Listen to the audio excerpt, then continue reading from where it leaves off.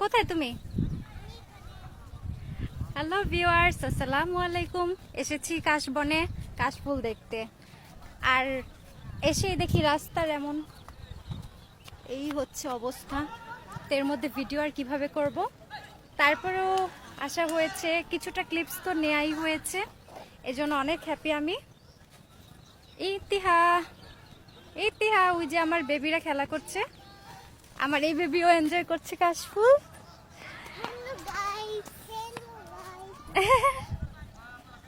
তোমরা হ্যাপি কাশবনে আসতে পেরে?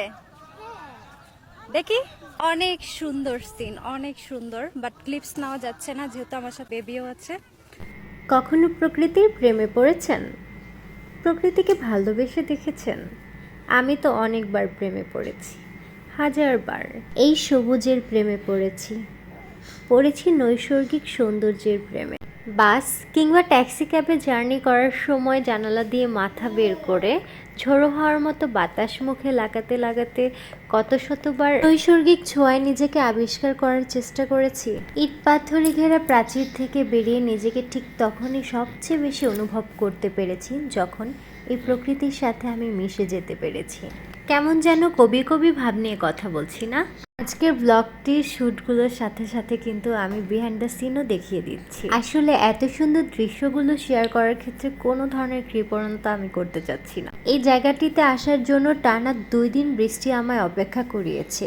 আজ তৃতীয় দিন। যখনই এক পশলা বৃষ্টির পর রোদের ছোঁয়ায় সবকিছু ঝলমল করে উঠেছে, আমি আর দেরি করিনি, এখানে ছুটে এসেছি। গত 2-3 বছর ধরেই কাশফুল দেখার জন্য এই জায়গাটিতে আমি আসি, কিন্তু কখনোই আপনাদের সাথে ওরকমভাবে শেয়ার করা হয়নি। বাট এবার আমার প্ল্যানে ছিল যে আমি খুব সুন্দরভাবে আপনাদের সাথে এই মোমেন্টসগুলো শেয়ার করব। কিন্তু ওই যে মুষলধারে বৃষ্টির পর যা হয়, চারপাশে পানি ছিল, তাই অনেক জায়গায় যাওয়াই হয়নি, আর সেই ক্লিপসগুলোও নেওয়া হয়নি। তাই নেক্সট টাইম আবার আসার ইচ্ছা আছে। ওই যে ওই আপুগুলোকে দেখা যাচ্ছে, তারাই কিন্তু আমার ভিডিও ক্লিপসগুলো নিয়ে দিয়েছিল। একজন বেবিকে রেখেছিল আর একজন ক্লিপস নিয়েছিল। আপুগুলো অনেক ভালো, আমি বলা মাত্রই তারা বলেছে তারা আমাকে সুন্দর সুন্দর ক্লিপসগুলো নিতে হেল্প করবে, আর তারা সেটাই করেছে।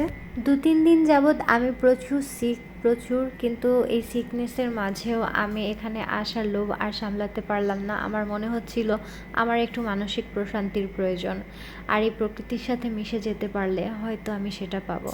আর সেটাই হয়েছে। এখানে আসার পর আমার অনেক অনেক ভালো লেগেছে। অনেকটাই আমি অসুস্থতা কম অনুভব করছি। আসলে মানসিক এবং শারীরিকভাবে সুস্থ থাকার জন্য ঘুরে বেড়ানোটা অনেক ইম্পর্ট্যান্ট একটা বিষয়। আমাদের এই ব্যস্ততার লাইফে আমরা আসলে সেই সময়টুকু বের করতেই পারি না। অ্যাজ এ রেজাল্ট আমাদের মধ্যে মানসিক প্রশান্তি ক্রাইসিস দেখা দেয়, আর আমরা অসুস্থ হয়ে পড়ি।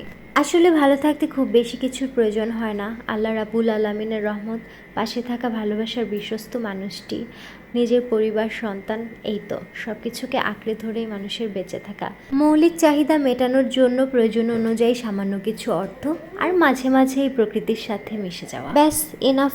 আর কি লাগে জীবনে? আল্লাহ তাআলার রহমতের সাথে সাথে তো সুস্থতা এবং সচ্ছলতা এগুলো মিশেই আছে। এর চেয়ে বেশি চাহিদা থাকা আমার কাছে নিতান্তই বিলাসিতা ছাড়া আর কিছুই না। জীবন যদি হয়ে ওঠে ভালোবাসাময় প্রশান্তির এক অনুভূতি, কী বা আসে যায় যদি না থাকে বিলাসিতা জীবনে?